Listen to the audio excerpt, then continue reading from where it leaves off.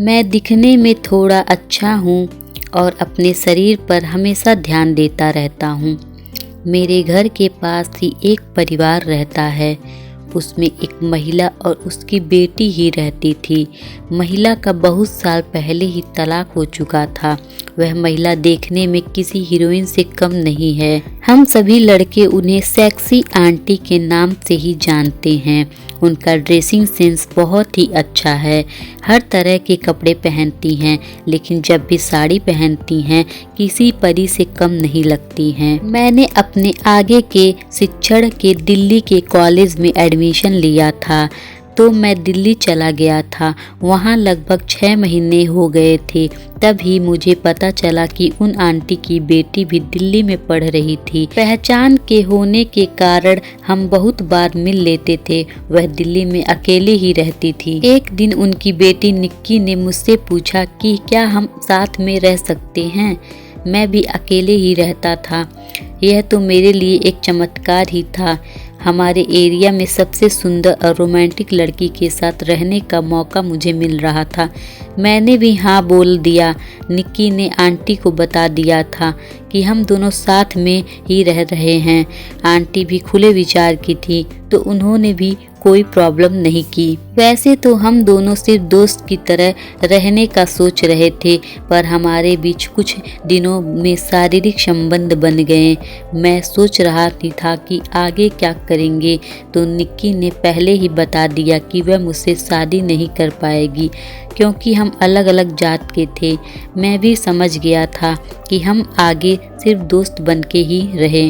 हम लगभग 3 साल साथ ही रहे और इस बीच हमने बहुत बार संबंध भी बनाए। कॉलेज ख़त्म होने पर मैं घर आ गया था तो अब निक्की से मिलना भी बहुत कम हो गया। जब भी निक्की घर आती थी तब ही थोड़ी बोलचाल हो जाती थी। पिछले साल ही निक्की की शादी भी हो गई तो अब तो थोड़ी बात होनी भी बंद हो गया था। शादी के कुछ दिन बाद ही एक दिन आंटी को कुछ काम था तो उन्होंने मुझे बुलाया। उनके कंप्यूटर का थोड़ा काम था। जब मैं उनके घर पहुंचा तब आंटी नाइटी में थी। मैंने उनका कंप्यूटर देखा और ज़्यादा कुछ प्रॉब्लम नहीं थी। 2 मिनट में ही ठीक हो गई। मैं वापस जाने लगा तो आंटी ने बोला थोड़ा रुको, चाय पीकर जाओ। मैं रुक गया और चाय पीने लगा। आंटी मेरे बाजू में आकर बैठ गई और बातें करने लगी। पूछ रही थी कि दिल्ली में जब भी उनकी बेटी के साथ रहता था तो कोई प्रॉब्लम तो नहीं हुई ना। मैंने भी कहा कि नहीं, कोई प्रॉब्लम नहीं हुई। आंटी ने मुझसे तभी सीधा पूछा कि कभी मैंने उनकी बेटी के साथ शारीरिक संबंध तो नहीं किया ना। यह सुनते ही मैं थोड़ा सा घबरा गया और बोला नहीं। तो आंटी मुझे देखकर हंसी और बोली पगला, इतना डर क्यों रहे हो? किया भी होगा तो कोई प्रॉब्लम नहीं, जवान हो, अभी नहीं करोगे तो कब करोगे। ऐसे ही प्यार से बातें करते हुए उन्होंने मेरे से बुलवा लिया कि मैंने निक्की के साथ शारीरिक संबंध बनाया था। आंटी भी हंसकर ही बातें कर रही थी।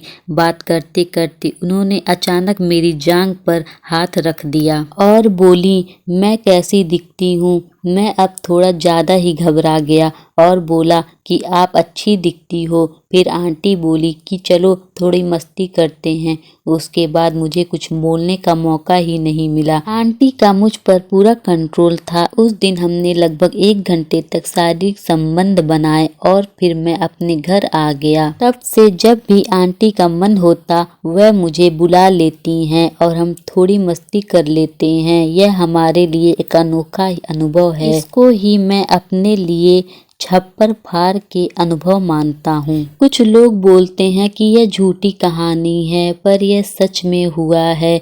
ऐसी बहुत सी बातें होते रहते ही जिसे सुनने के बाद हमें लगता है कि यह सब झूठ होगा, पर जब हमारे साथ होता है तभी हम उस पर यकीन करते हैं।